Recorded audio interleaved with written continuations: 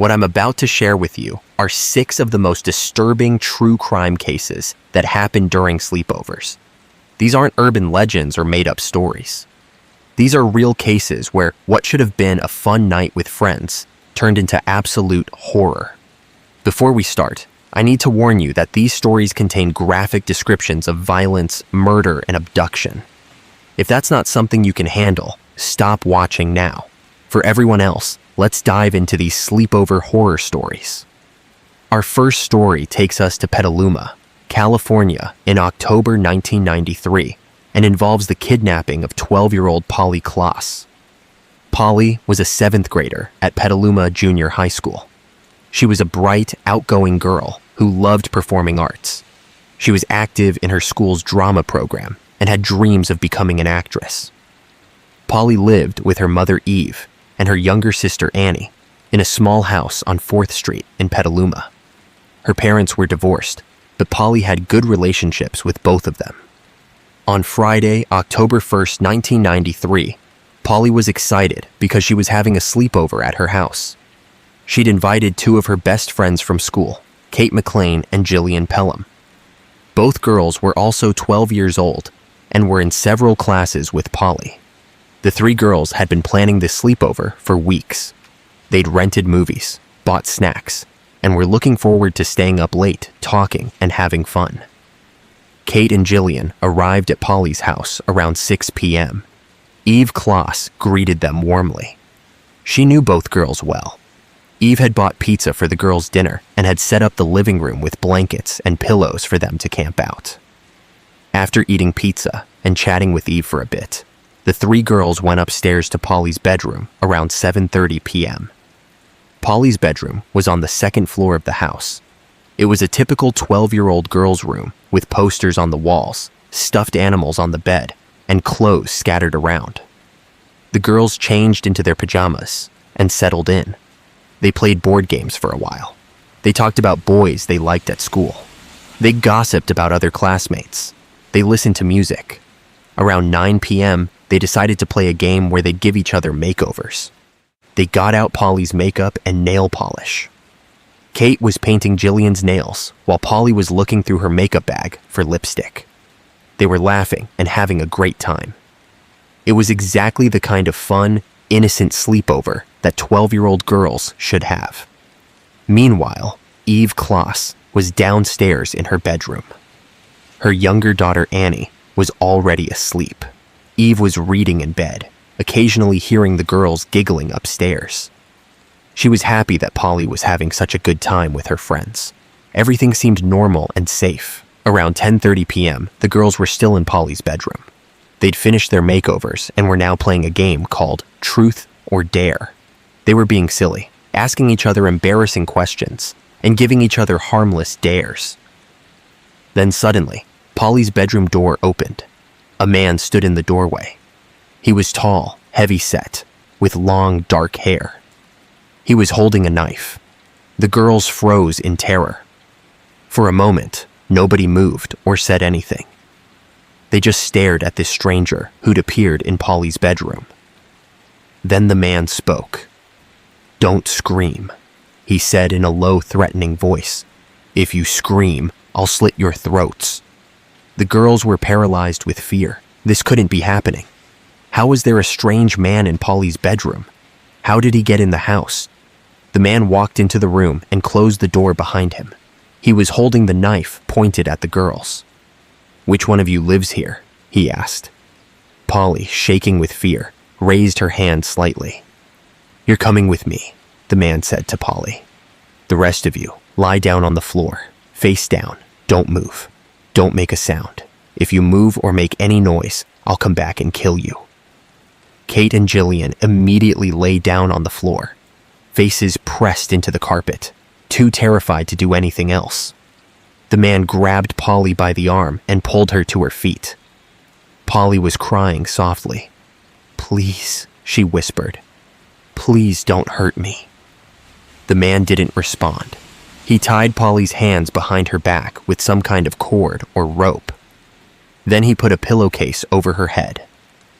He opened the bedroom door, checked the hallway, and led Polly out of her own bedroom. Kate and Jillian remained frozen on the floor, listening to footsteps going down the stairs, and then hearing the front door open and close. They lay there for several minutes, too scared to move. What if the man was still in the house?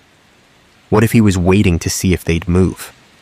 Finally, Kate whispered, "Jillian, what do we do?" Jillian whispered back, "We have to tell Polly's mom." Very slowly, the two girls got up. They crept to the bedroom door and opened it carefully. The hallway was empty. They went downstairs as quietly as they could.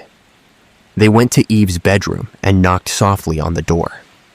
Eve opened the door, surprised to see the girls. "What's wrong?" she asked. Kate and Jillian were both crying now. "A man," Kate managed to say. "A man came into Polly's room. He had a knife. He took Polly. He made us lie down. He took her." Eve's face went white. What do you mean a man took Polly?" The girls explained what had happened. Eve immediately called 911. Petaluma Police Department responded within minutes. Officers arrived at the house and immediately began a search of the premises and the surrounding area. They found the front door had been unlocked. The man must have simply walked in through the front door. There were no signs of forced entry. He'd just opened the door, walked upstairs, and taken Polly from her own bedroom while her mother was downstairs. Kate and Jillian gave statements to police describing the man. He was white, in his 30s or 40s, about 6 feet tall, heavy build, maybe 200 pounds, with long, dark hair that was greasy looking. He'd been wearing dark clothes. He'd had a knife, about 8 to 10 inches long. The girls described exactly what happened, how the man had appeared in the doorway, how he'd threatened them, how he'd taken Polly. Police immediately issued an all-points bulletin for Polly Klaas. They described her as a 12-year-old white female, 5 feet tall, 80 pounds, with brown hair and brown eyes. She'd last been seen wearing white and purple pajamas. She'd been forcibly abducted from her home. This became a massive search operation. Within hours, hundreds of volunteers were mobilizing to search for Polly. The FBI was called in. The case was treated as a child abduction, which meant time was critical. Search teams scoured Petaluma and the surrounding areas. They searched parks, open fields, abandoned buildings, anywhere a kidnapper might take a victim. They set up roadblocks and checked vehicles. They interviewed neighbors and asked if anyone had seen anything suspicious. Nobody had noticed anything unusual that night. The kidnapper had come and gone without anyone seeing him except the 3 girls in Polly's bedroom. Days passed. Polly was still missing. Her face was on the news constantly. Missing person posters were everywhere. The community was in anguish. Everyone knew Polly or knew someone who knew her. Petaluma was a small city where people looked out for each other. The idea that a child could be kidnapped from her own bedroom during a sleepover was horrifying. Polly's father, Mark Klaas, became the public face of the search. He gave press conferences begging for Polly's safe return. He begged the kidnapper to let Polly go. He said they'd give anything, do anything. Just bring Polly home safely. Eve Klaas was too devastated to speak publicly. She was racked with guilt. How had this happened in her house? How had a stranger walked in and taken her daughter while she was just downstairs? Weeks passed. The investigation was massive. Police followed thousands of leads. They interviewed countless people. They searched hundreds of locations, but there was no sign of Polly. Then 2 months after Polly's abduction, police got a break in the case. On November 28, 1993, a woman named Dana Jaffe was at a bar in Ukiah, California, about 60 miles north of Petaluma. She started talking to a man who seemed drunk and agitated. The man, whose name was Richard Allen Davis, started talking about the Polly Klaas case. He said things that made Dana suspicious. He seemed to know details about the case that hadn't been made public. Dana reported the conversation to police. Investigators looked into Richard Allen Davis. They found he had an extensive criminal record, including kidnapping, assault, and burglary. He'd been in and out of prison for years. He was currently on parole. When police learned Richard had violated his parole, they went to arrest him. On November 30th, 1993, Richard Allen Davis was arrested for parole violation. During questioning, Richard became a suspect in Polly's kidnapping. Police interrogated Richard for hours. At first, he denied any involvement in Polly's disappearance, but investigators had evidence. Richard's palm print had been found on the frame of Polly's bedroom door. Richard had been in Polly's bedroom. When confronted with this evidence, Richard finally confessed. He admitted he'd kidnapped Polly Klaas. He said he'd been drinking and doing drugs that night. He said he'd been driving around Petaluma, looking for a house to burglarize. He'd seen the Klaas house with lights on and cars in the driveway. He'd tried the front door and found it unlocked. He'd walked in intending to steal valuables. Richard said he'd gone upstairs and heard girls' voices. He'd looked into Polly's bedroom and seen the 3 girls. He'd decided on impulse to take one of them. He'd threatened the girls with a knife and taken Polly. He'd put her in his car and driven away. Richard told police that he'd driven Polly to a remote area off Highway 101 in Cloverdale, about 30 miles north of Petaluma. He'd taken Polly down a dirt road into a wooded area. Then he'd strangled her. He'd killed Polly within hours of kidnapping her. Richard showed police where he'd left Polly's body. On December 4th, 1993, police found Polly Klaas's body in a shallow grave in the woods off Highway 101. She was still wearing her white and purple pajamas. The medical examiner determined Polly had been strangled to death. She'd been dead for over 2 months. The news devastated the community that had been praying and hoping for Polly's safe return. Polly Klaas was dead.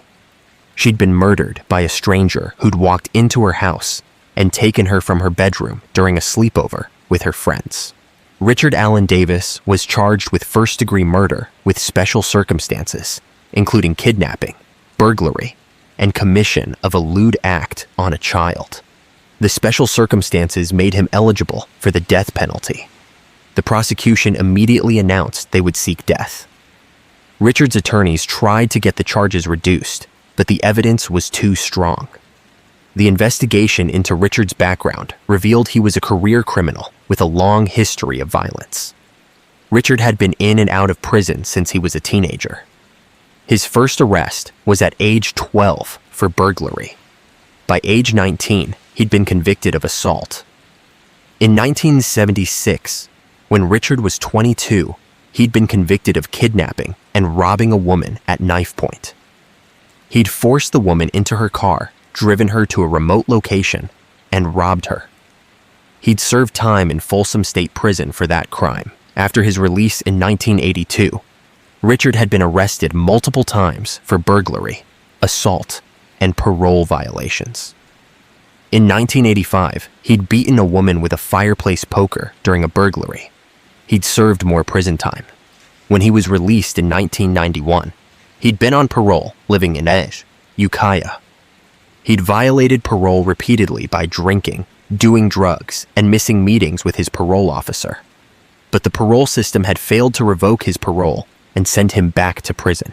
If they had, Polly Klaas would still be alive. In fact, on the very night Richard kidnapped Polly, he'd had an encounter with police that should have led to his arrest. After kidnapping Polly from her bedroom, Richard had driven north on Highway 101 with Polly in his car. His car had gotten stuck on a muddy side road near Pythian Road in Petaluma. 2 sheriff's deputies had come across Richard and his stuck vehicle around midnight. They'd helped push his car out of the mud and sent him on his way. They'd run his license and seen he was on parole, but they didn't search his vehicle. If they had, they would have found Polly bound and gagged in the back seat. Richard had literally been caught with Polly, but the deputies had let him go. Richard had then driven to Cloverdale, about 30 miles north, with Polly in his car. He'd driven to a remote wooded area off Highway 101. He'd taken Polly out of the car.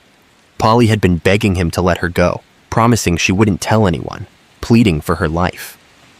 Richard had looked at this terrified 12-year-old girl and made a choice.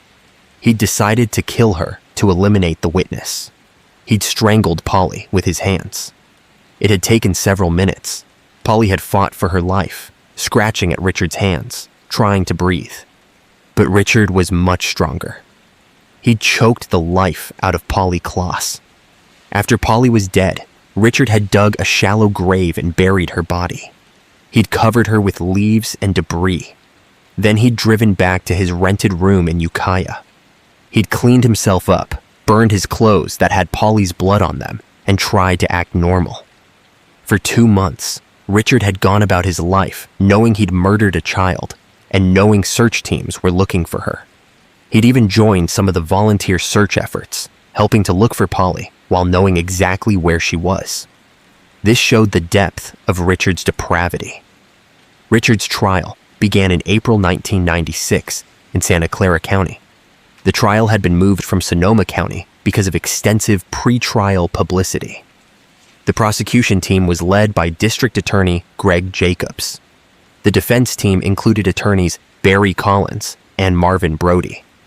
The trial lasted 12 weeks. Over 100 witnesses testified. The evidence presented was extensive and damning. The prosecution's case began with testimony from Kate McLean and Jillian Pelham, Polly's friends who'd been at the sleepover. Both girls, now 14 years old, had to take the stand and describe that horrible night.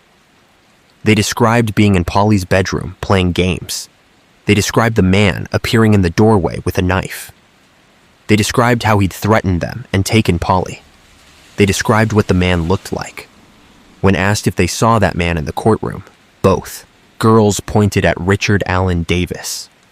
The prosecution presented Richard's palm print that had been found on the frame of Polly's bedroom door. A fingerprint expert testified that the print definitively matched Richard's palm. There was no question Richard had been in Polly's bedroom. The prosecution presented Richard's confession where he'd admitted to kidnapping and killing Polly. They played the recorded interrogation for the jury. Richard's voice, cold and emotionless, described how he'd strangled Polly and buried her body. Forensic evidence was presented showing fibers from Richard's clothing had been found on Polly's nightgown. Soil samples from Richard's shoes matched soil from the area where Polly's body was buried. Richard's DNA was found under Polly's fingernails, where she'd scratched him while fighting for her life. The 2 sheriff's deputies who'd helped Richard with his stuck car testified about the encounter. They described finding Richard on that side road the same night Polly was kidnapped, just hours after she'd disappeared. They expressed deep remorse for not searching Richard's vehicle that night. The medical examiner testified about Polly's cause of death. She'd died from strangulation. The compression of her neck had cut off blood and oxygen to her brain. She would have been conscious and aware for several minutes while Richard strangled her. She would have known she was dying. The medical examiner's testimony was clinical but devastating. Polly's parents, Mark and Eve, had to sit in the courtroom and listen to details of how their daughter had died. The defense's case was weak. They didn't dispute that Richard had killed Polly. The evidence was too overwhelming to deny. Instead, they tried to argue that Richard had mental health problems and substance abuse issues that diminished his culpability. They presented expert witnesses who testified about Richard's difficult childhood, his history of drug and alcohol abuse, his antisocial personality disorder. They argued Richard's actions were impulsive, driven by intoxication and mental illness, not premeditated. But the prosecution countered that Richard had shown extensive planning and forethought. He'd gone to Polly's house specifically to commit a crime. He'd brought a knife with him. After kidnapping Polly, he'd driven her 30 miles away to a remote location he'd scouted in advance. He'd killed her to eliminate a witness. He'd buried her body and covered it to hide evidence. He'd burned his clothes. He'd lied to police. He'd joined search efforts to deflect suspicion. These weren't the actions of someone acting impulsively. These were the calculated actions of a predator. After 12 weeks of testimony, the case went to the jury on June 17, 1996. The jury deliberated for 7 hours. On June 18, 1996, they returned with a verdict. Guilty of first-degree murder with special circumstances. Guilty of kidnapping. Guilty of burglary. Guilty of commission of a lewd act on a child. Richard Allen Davis showed no emotion when the verdicts were read. He just sat there, blank-faced, as if the trial had been about someone else. The penalty phase of the trial began immediately. This is where the jury would decide if Richard should get life in prison without parole or the death penalty. The prosecution presented evidence of Richard's long criminal history. They presented testimony from his previous victims, describing how Richard had terrorized them. They argued Richard was a danger to society who would never be rehabilitated.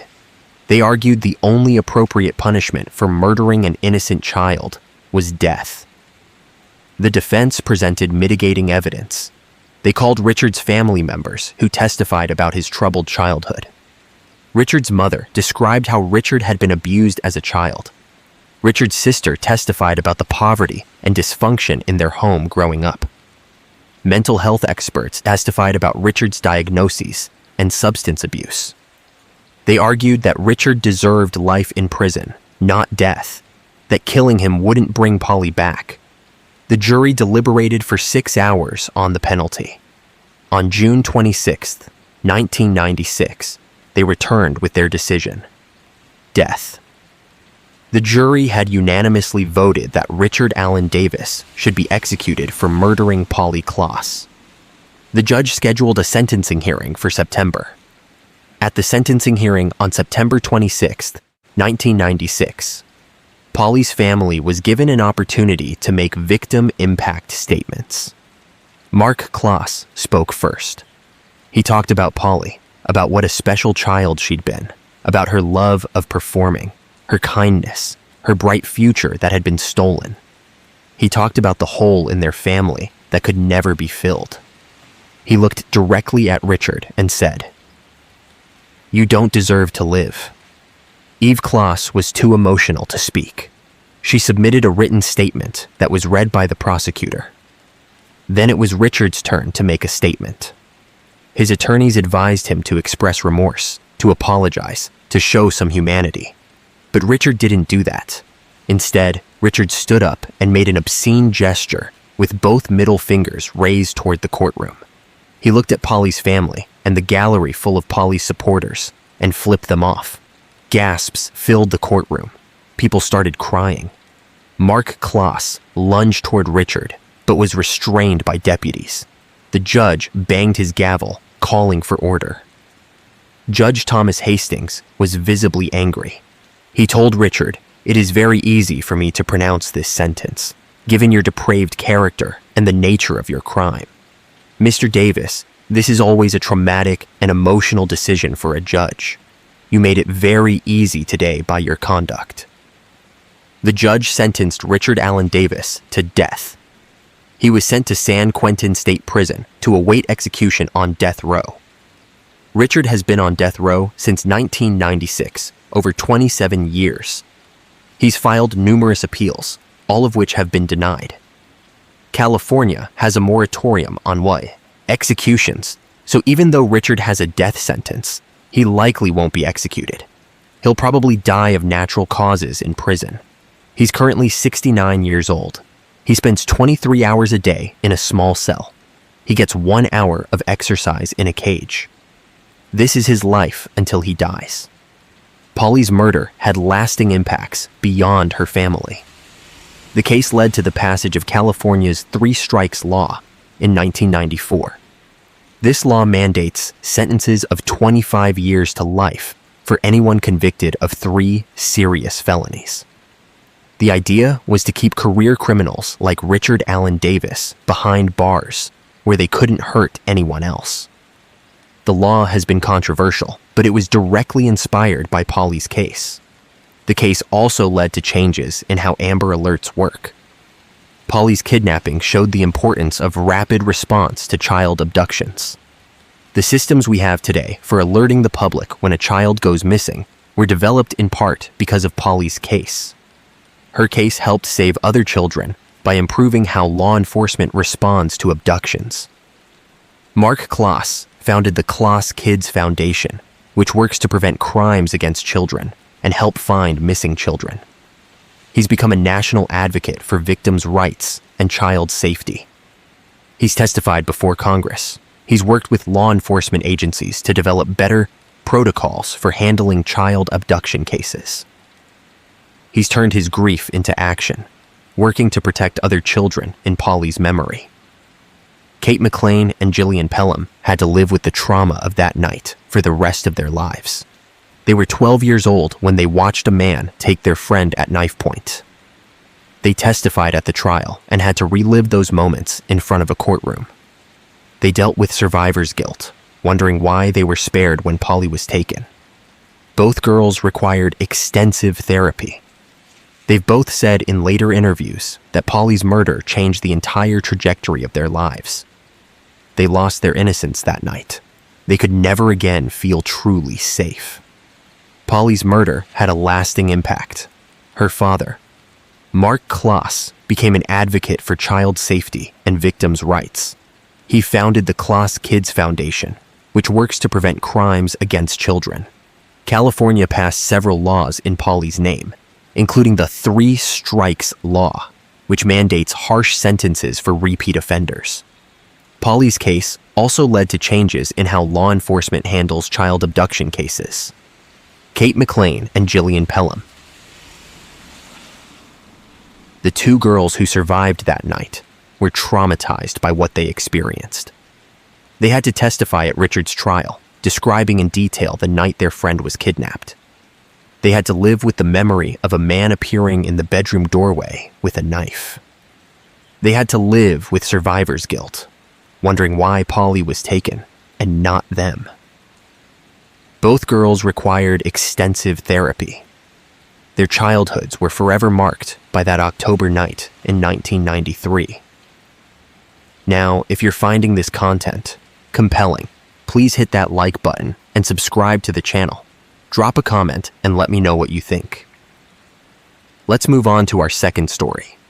This next case takes us to a suburb of Chicago, Illinois in May 2014, and involves a crime that shocked the nation because of who committed it. On May 31st, 2014, 2 12-year-old girls, Morgan Geyser and Anissa Weier, lured their friend Peyton Leutner into the woods and stabbed her 19 times. The motive was shocking.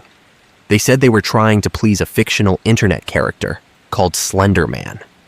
Morgan Geyser and Anissa Weier had been friends for years. They both lived in Waukesha, Wisconsin, a suburb of Milwaukee. They attended Horning Middle School and were in 6th grade. Morgan was a quiet, creative girl who loved drawing and writing stories. Anissa was more outgoing, but still shy.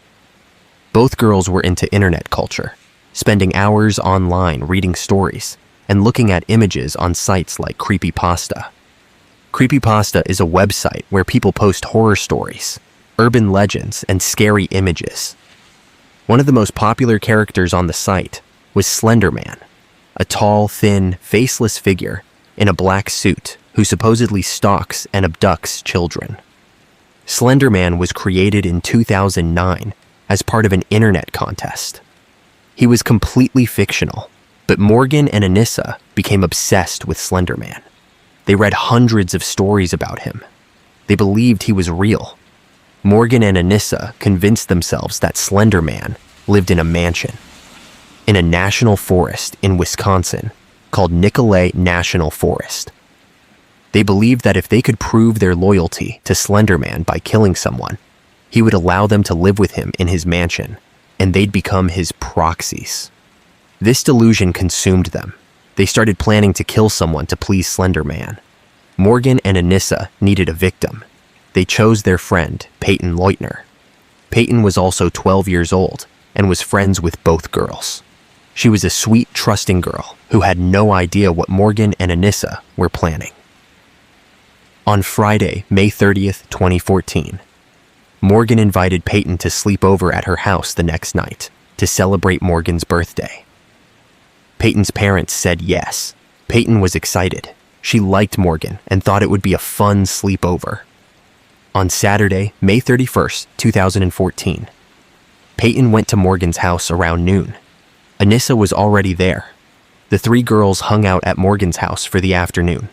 They played games, watched movies, and ate snacks. Everything seemed normal.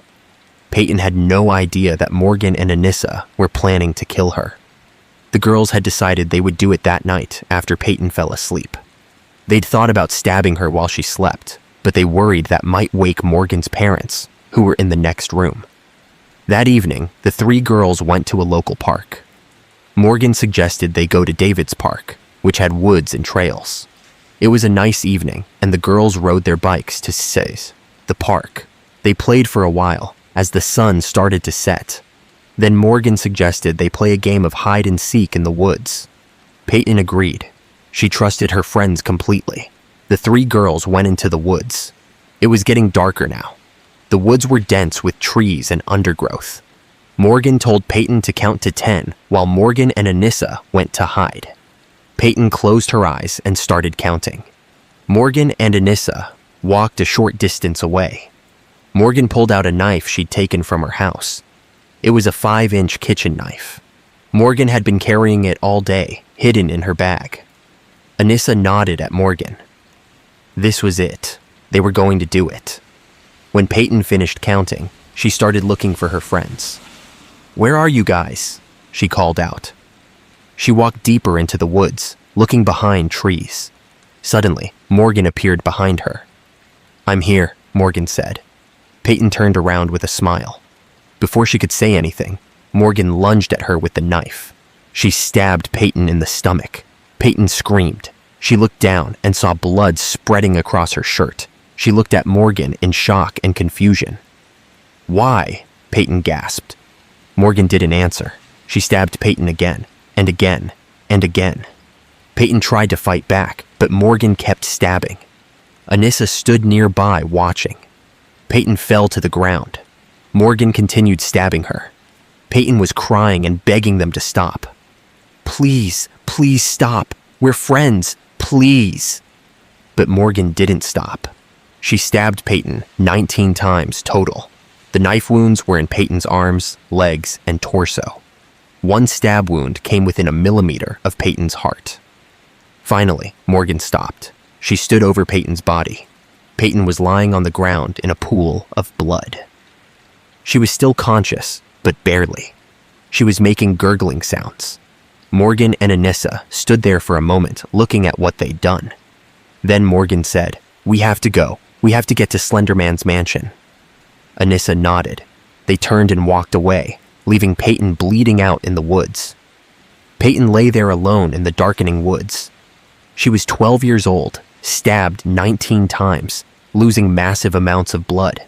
She knew she was dying, but some survival instinct kicked in. Peyton started crawling. She couldn't stand. She couldn't walk. But she could drag herself.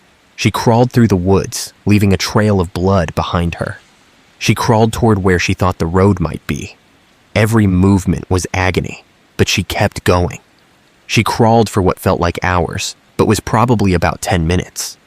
Finally, she reached the edge of the woods near a road. A man named Greg Steinberg was riding his bike on the road near the park. He saw something at the edge of the woods. It looked like a person lying on the ground. He stopped and got off his bike. As he got closer, he realized it was a young girl covered in blood. "Oh my God," Greg said. He immediately called 911. He took off his shirt and tried to apply pressure to some of Peyton's wounds. "You're going to be okay," he told her. "Help is coming. Stay with me." Peyton looked up at him with terrified eyes. "My friends," she whispered. "My friends did this to me."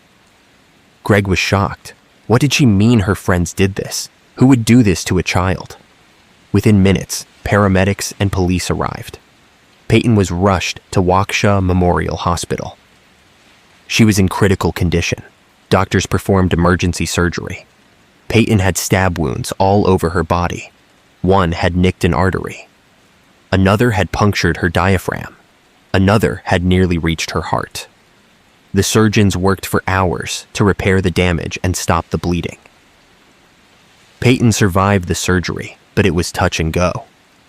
Meanwhile, police were trying to figure out what had happened. Peyton had told the man who found her that her friends did this. Police went to Morgan Geyser's house, since that's where Peyton had been staying. Morgan's parents were home, but Morgan and Anissa weren't there. They'd never come back from the park. Morgan's parents called Anissa's parents. Anissa wasn't home either. Where were the girls? Police started searching the area. They put out a description of two 12-year-old girls, one wearing a gray shirt and jeans, the other wearing a pink shirt. Around 5 p.m., about 2 hours after the stabbing, a police officer spotted two girls matching the description walking along a road near Interstate 94, several miles from the park. The officer approached them. It was Morgan and Anissa. They were dirty and disheveled. They had blood on their clothes. The officer asked the girls where they were going. Morgan said they were walking to Nicolet National Forest to find Slender Man's mansion. The officer had no idea what she was talking about. He asked them if they knew a girl named Peyton. Both girls immediately looked nervous. "What happened to Peyton?" the officer asked. After some hesitation, Morgan admitted, "We stabbed her. We had to become proxies of Slender Man." The officer was stunned. These were two 12-year-old girls calmly admitting to stabbing their friend. He called for backup, and both girls were taken into custody. They were brought to the police station for questioning. Morgan and Anissa both confessed to the crime. They explained about Slender Man. They explained about needing to kill someone to prove their loyalty.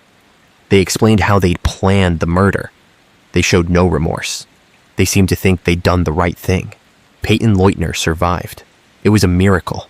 She'd been stabbed 19 times and left for dead.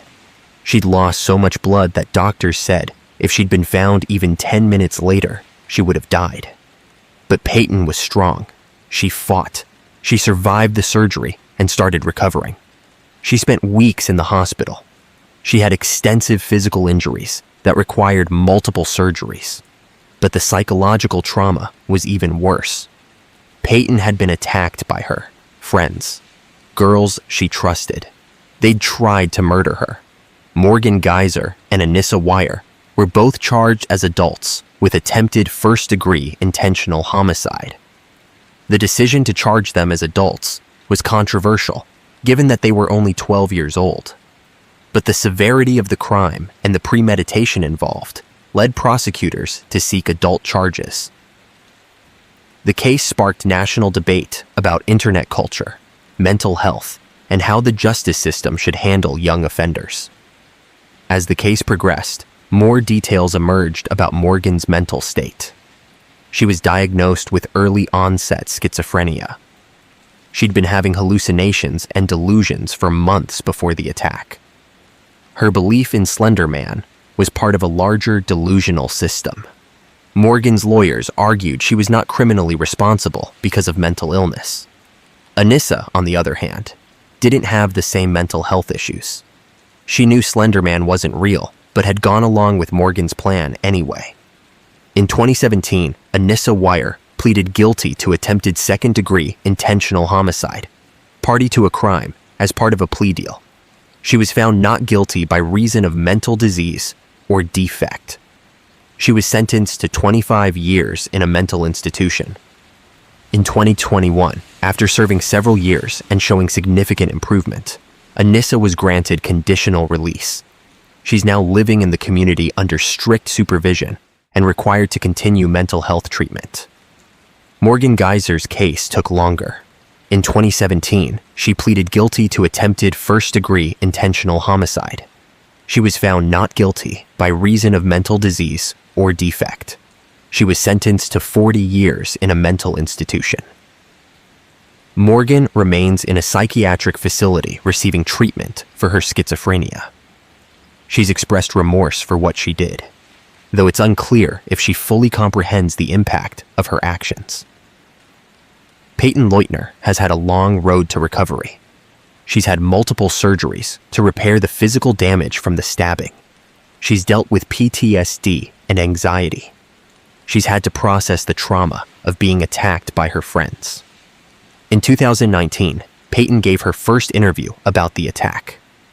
She said she's forgiven Morgan and Anissa, but doesn't want contact with them. She said she's focused on moving forward with her life. Peyton graduated high school and is pursuing her dreams despite what happened to her. Let's move on to our third story now. This case takes us to suburban New Jersey in December 2006 and involves a sleepover that ended in murder. 14-year-old Shanda Gibson had been invited to spend the night at her friend's house. Shanda lived in Camden, New Jersey, with her mother and siblings. She was a freshman in high school, a good student who was on the honor roll. She was looking forward to winter break and the holidays. On Friday, December 15th, 2006, Shanda went to her friend Letitia's house for a sleepover. Letitia was 15 and lived with her mother in an apartment in Camden. Several other girls were also invited to the sleepover, including a 16-year-old named Rashonda. Shanda knew Letitia from school, but didn't know Rashonda as well. The girls were going to watch movies, do their nails, and hang out. Shanda arrived at Letitia's apartment around 7 p.m. The other girls were already there. Letitia's mother was home, but went to her bedroom early, leaving the girls to their sleepover in the living room. The girls ordered pizza and started watching movies. Everything seemed normal, but Rashonda had other plans for the evening. Rashonda was in a gang. She'd been looking for an opportunity to prove herself, to show she was tough and willing to do whatever it took to earn respect. She'd decided that Shanda would be her target. Around 11 p.m., after Letitia's mother had gone to bed, Rashonda suggested they play a game. She said they should play a game where they'd tie each other up and try to escape. It sounded silly, but the other girls went along with it. Rashonda said Shanda should go first. She had Shanda sit in a chair. Then Rashonda tied Shanda's hands behind her back and tied her feet to the chair legs. Shanda was giggling at first, thinking this was just a game. But then she noticed the other girls weren't laughing. Something felt wrong. Rashonda stood in front of Shanda. "You know what?" Rashonda said. "I never liked you. I think you're fake." Shanda looked confused. "What? I thought we were playing a game." Rashonda pulled out a knife. Shanda's eyes went wide with fear. "What are you doing?" Shanda asked, her voice shaking. "This isn't a game," Rashonda said. Then she started stabbing Shanda. Shanda screamed. The other girls in the room froze in horror. Rashonda stabbed Shanda multiple times in the chest and abdomen. Shanda was tied to the chair and couldn't defend herself. She was begging for her life. "Please stop. Please. I'm sorry. What did I do? Please." But Rashonda didn't stop. She stabbed Shanda over and over. Blood was everywhere. The other girls were screaming now too. Letitia's mother came running from her bedroom. When she saw what was happening, she screamed and called 911. Rashonda fled the apartment. She ran out into the night before police could arrive. Paramedics rushed Shanda to the hospital, but she'd lost too much blood. Shanda Gibson died at the hospital less than an hour after being stabbed. She was 14 years old. She'd gone to a sleepover and been murdered by someone she barely knew for no reason other than gang initiation. Police launched a manhunt for Rashonda. She was found 2 days later hiding at a friend's house. She was arrested and charged with murder. During questioning, Rashonda admitted she'd stabbed Shanda. She said she'd done it to prove she was tough, to earn respect in her gang. She showed no remorse. She seemed to think killing Shanda was something to be proud of. Rashonda was tried as an adult. The prosecution presented testimony from the other girls who'd witnessed the murder. They described how Rashonda had tricked Shanda into being tied up and then stabbed her while she was defenseless. They presented forensic evidence and the autopsy report. Rashonda's defense tried to argue she had a difficult upbringing and had been influenced by gang culture, but the jury convicted her of first-degree murder. Rashonda was sentenced to life in prison. She's currently serving her sentence in a New Jersey state prison. Shanda's family was destroyed by her death. Her mother blamed herself for letting Shanda go to the sleepover. She'd thought Shanda was safe with friends. She never imagined something so horrible could happen. Shanda's siblings were traumatized. The other girls who witnessed the murder needed therapy to process what they'd seen. Latesha, whose apartment the murder happened in, was plagued with guilt even though she hadn't participated in the attack. She felt responsible for inviting Shanda over.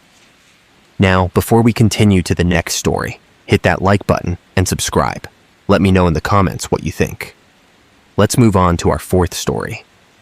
This case takes us to a small town in Ohio in June 2011 and involves the murder of 18-year-old Skylar Richardson. Actually, I need to correct that. This story is about Skylar Neese from West Virginia. Skylar Neese was 16 years old and lived in Star City, West Virginia, with her parents, Dave and Mary Neese. Skylar was a good student, worked part-time at Wendy's, and had two best friends named Sheila Eddy and Rachel Schoaf. The three girls had been inseparable since middle school. On the night of July 5th, 2012, Skylar snuck out of her house through her bedroom window. This wasn't unusual for Skylar. She'd done it before to hang out with friends. Her parents were asleep and didn't hear her leave. Skylar got into a car driven by Sheila Eddy. Rachel Schoaf was also in the car. Skylar thought they were going on a late-night adventure, maybe driving around smoking weed and talking like they'd done many times before. She had no idea this night would be different. Sheila drove them to a remote area in Pennsylvania, just across the state line from West Virginia. It was a rural road surrounded by woods.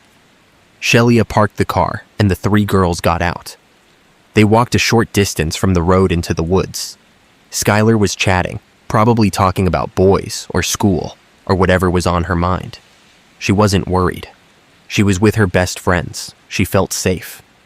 Then, without warning, Sheila and Rachel attacked Skylar. They'd planned this. They'd brought knives.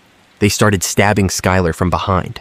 Skylar screamed and tried to fight back, but it was 2 against 1. She tried to run, but they caught her. They stabbed her repeatedly. Skylar was crying and begging them to stop. "Why are you doing this? We're friends. Please stop." But Sheila and Rachel didn't stop. They stabbed Skylar until she stopped moving. Then they stabbed her more to make sure she was dead. Skylar Neese died in those woods, murdered by the 2 girls she thought were her best friends. Sheila and Rachel stood over Skylar's body, both of them covered in blood. They'd actually done it. They'd killed their friend. They took Skylar's body and hid it under branches and debris. Then they drove back to West Virginia. They cleaned the blood off themselves and the car. They agreed to never tell anyone what they'd done.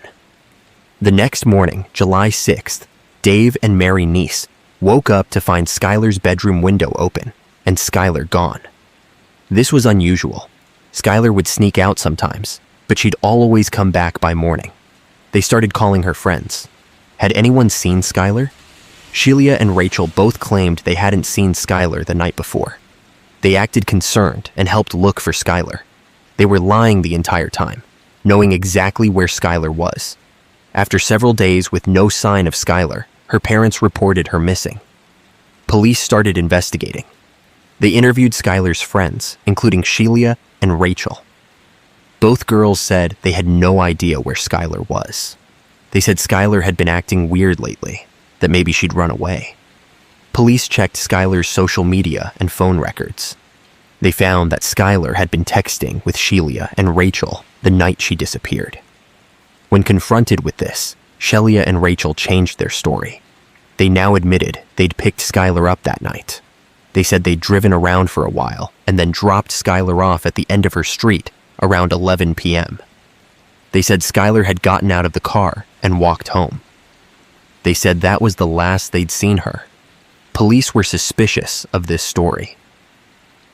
If Skylar had been dropped off at her house, why hadn't she gone inside? Where had she gone after that? Months passed. Skylar was still missing.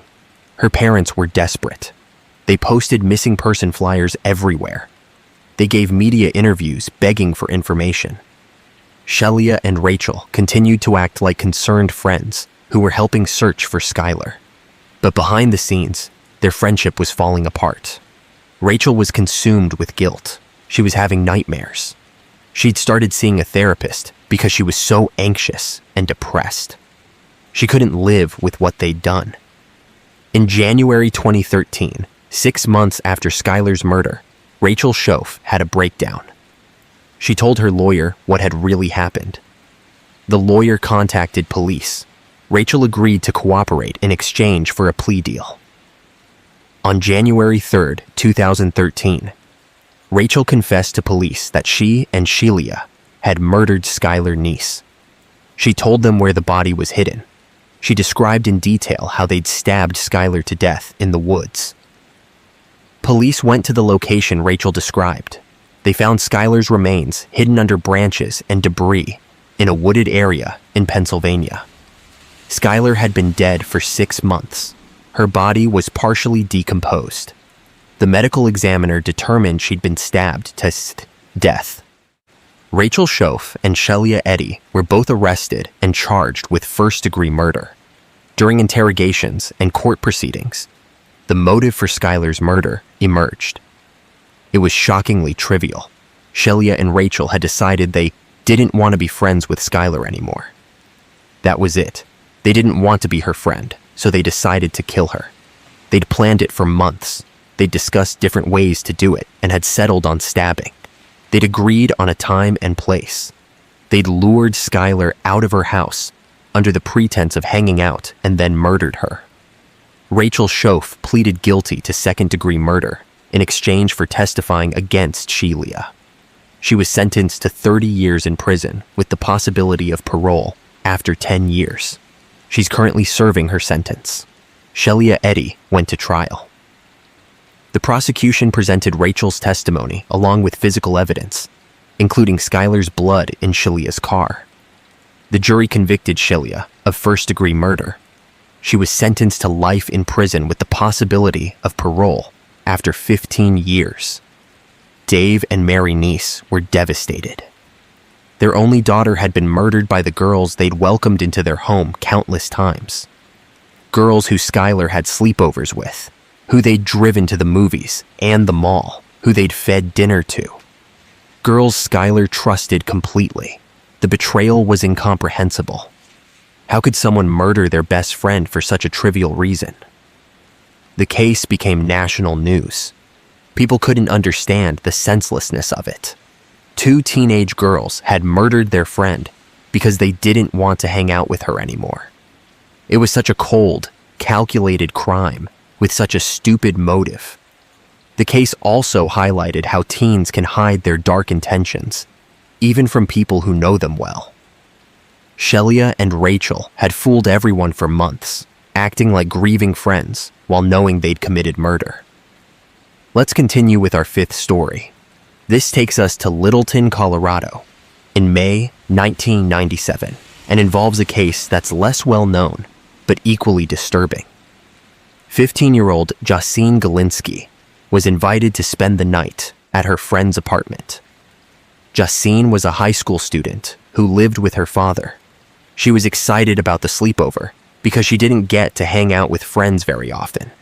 Her father was protective and didn't allow her to go out much. On the evening of May 18, 1997, Jacine went to her friend Amber's apartment.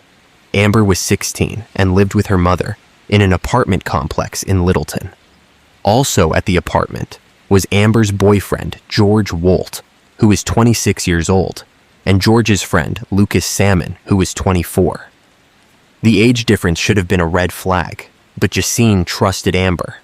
If Amber said these guys were cool, Jacine believed her. The group hung out in the apartment for a while. They were drinking alcohol that George and Lucas had provided.